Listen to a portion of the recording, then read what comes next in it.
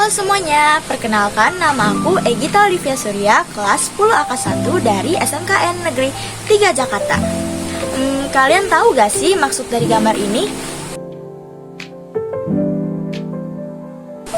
Yap, bener banget. Itu adalah gambar dari tahapan siklus akuntansi. Dan kalian tahu gak sih apa itu tahapan siklus akuntansi? Kalau kalian gak tahu, yuk aku jelasin satu persatu arti dari tahapan siklus akuntansi. Yang pertama adalah jurnal umum. Jurnal umum adalah catatan awal semua transaksi keuangan secara kronologis. Jurnal umum berfungsi untuk mencatat, menganalisa, dan memindahkan transaksi ke dalam buku besar, dengan tujuan untuk menyediakan catatan lengkap dan sistematis untuk penyusunan laporan keuangan. Dan akun-akun yang terdapat dalam jurnal umum adalah yang pertama, akun aset, yang terdiri dari kas, piutang, peralatan, perlengkapan, tanah, dan gedung. Dan yang kedua adalah akun liabilitas, yang terdiri dari utang bank, utang usaha, dan utang pajak. Yang ketiga adalah akun ekuitas, yang terdiri dari modal pemilik dan prive. Yang keempat adalah akun pendapatan, yang terdiri dari pendapatan jasa dan penjualan. Yang terakhir adalah akun beban, yang terdiri dari beban gaji, beban sewa, beban iklan, dan lain-lain.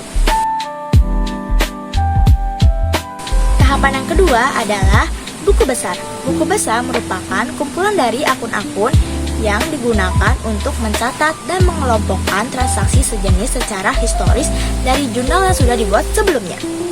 Dan fungsinya adalah untuk menyusun data transaksi ke dalam akunnya masing-masing sebagai dasar penyusunan laporan keuangan, dengan tujuan untuk mengetahui saldo akhir tiap akun setelah transaksi dicatat.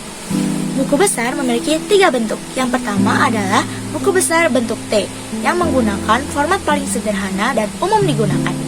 Dan yang kedua itu adalah buku besar bentuk Skronto, yang memiliki banyak kolom dibanding yang bentuk T. Dan yang ketiga itu adalah buku besar bentuk Stapel, yang memiliki format yang sangat detail. Dan akun-akun yang terdapat dalam buku besar itu sama seperti akun-akun yang terdapat pada jurnal umum loh. Tahapan ketiga adalah neraca saldo.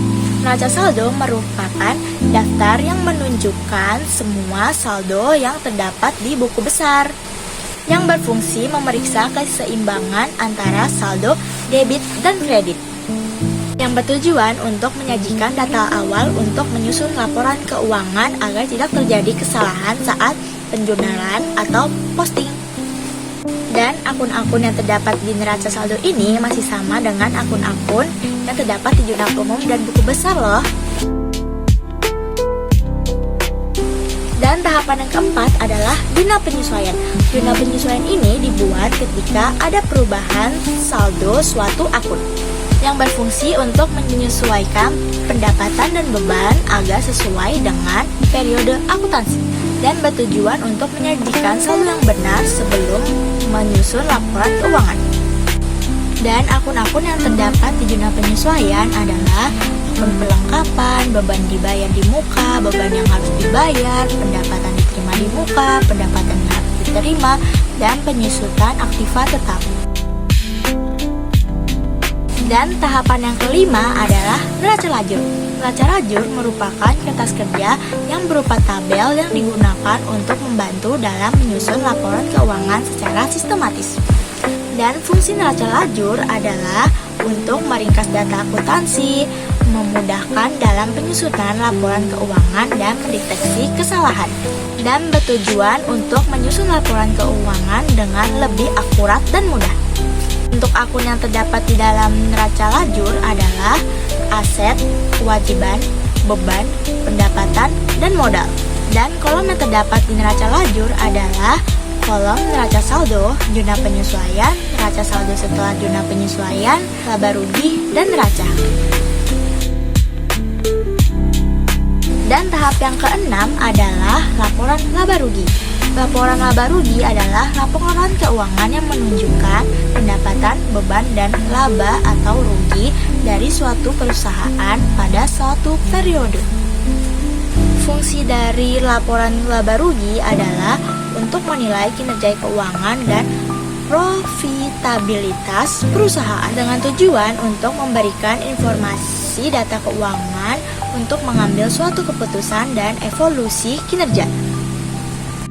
Bentuk akun yang terdapat di laporan laba rugi adalah pendapatan, harga pokok penjualan, laba bersih, laba kotor, laba sebelum pajak, laba usaha, pajak penghasilan, beban operasional, dan beban lain-lain. Tahapan yang ketujuh adalah laporan perubahan modal. Laporan perubahan adalah laporan yang menunjukkan perubahan modal pemilik pada suatu periode tertentu yang berfungsi untuk menjelaskan adanya kenaikan atau penurunan modal yang disebabkan oleh laba, rugi, penambahan modal, ataupun prime, dengan tujuan untuk memberikan informasi perubahan ekuitas kepada pemilik. Bentuk akun yang terdapat di laporan perubahan modal adalah modal awal, laba bersih, penambahan modal, prime, dan modal akhir.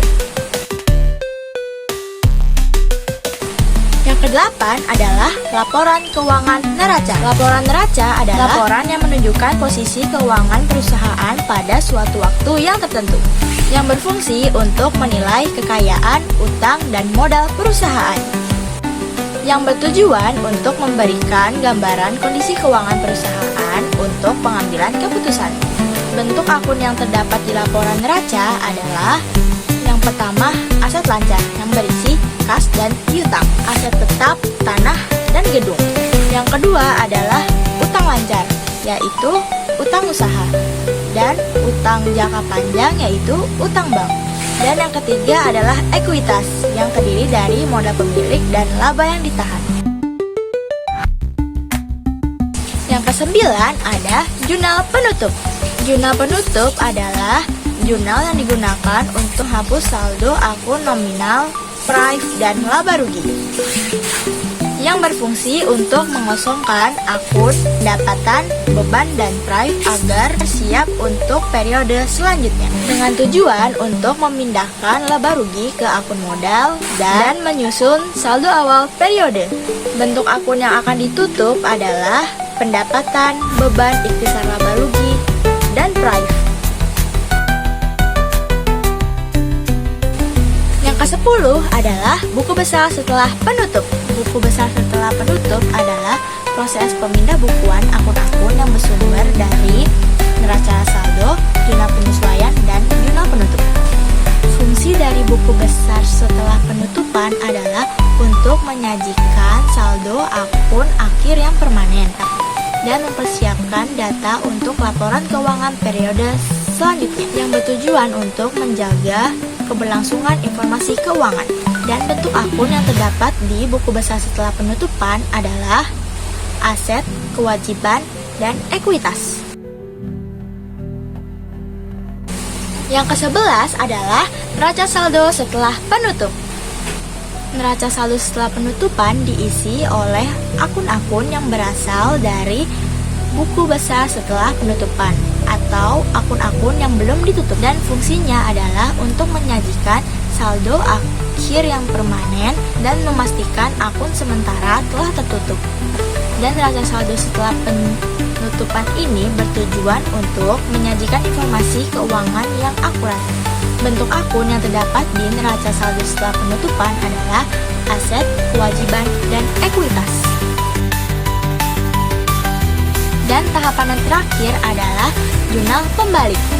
Jurnal pembalik merupakan jurnal yang dibuat untuk membalikan saldo akun dari pos penyesuaian tertentu yang telah dibuat, yang berfungsi sebagai pembatalan entry penyesuaian yang bersifat sementara dan memudahkan pencatatan di periode yang baru, bertujuan untuk menghindari duplikasi transaksi dan memastikan akurasi tepat.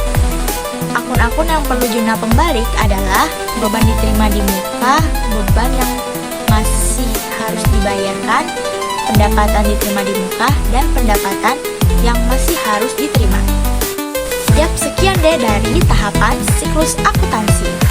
Sekian dari saya, Agita Olivia Surya.